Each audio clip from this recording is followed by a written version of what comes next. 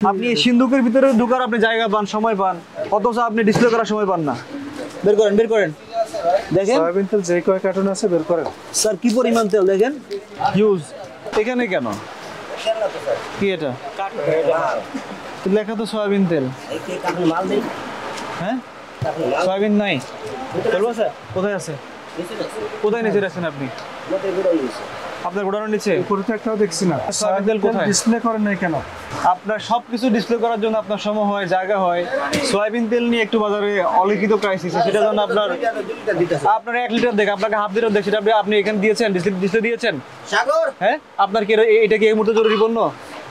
এটা একটা দুটো ডিসপ্লে করলে তো হয় না? এই গোডাউন কোথায় আপনার? এটা নিচে দিয়ে বের করেন কতগুলো আছে দেখি আমরা।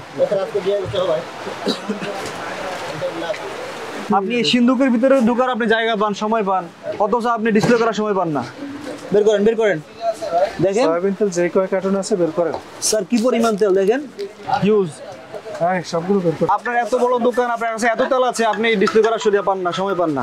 এখানে ওনার কোনো কথাই সব অগ্রহণযোগ্য কথাবার্তা, মানে আপনি এত তেল আপনি কার্টুন খুলে আপনার এই গোডাউনে ঢুকানোর সময় পেয়েছেন, অথচ আপনি এখানে তেল ডিসপ্লে করার সময় পাননি। লুকায় রাখার কি আছে?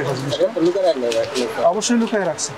আপনি যেভাবে ভিতরে ঢুকায় রাখছেন, সামনে সিল করে রাখছেন এবং সামনে এখানে প্রদর্শন করেন নাই, এখানে প্রদর্শন করেন নাই মানে হচ্ছে লুকায় রাখছেন। তার উদ্দেশ্য তো ভালো মনে হচ্ছে না। যেহেতু সয়াবিন তেল নিয়ে আলোচনা এখন বেশি এবং সামনে রমজানের ঈদ আছে, সয়াবিন তেল আপনি 135 বোতল পেয়েছেন, 2 লিটারের বোতল। আমরা এসে দেখলাম একটা বোতলও আপনি প্রদর্শন করেন নাই। এতে আমাদের কাছে প্রতীয়মান হয়েছে যে আপনি সয়াবিন তেল হাইড করে এটা অতিরিক্ত মূল্যে বিক্রি করার জন্য দুরভিসন্ধি করেছেন।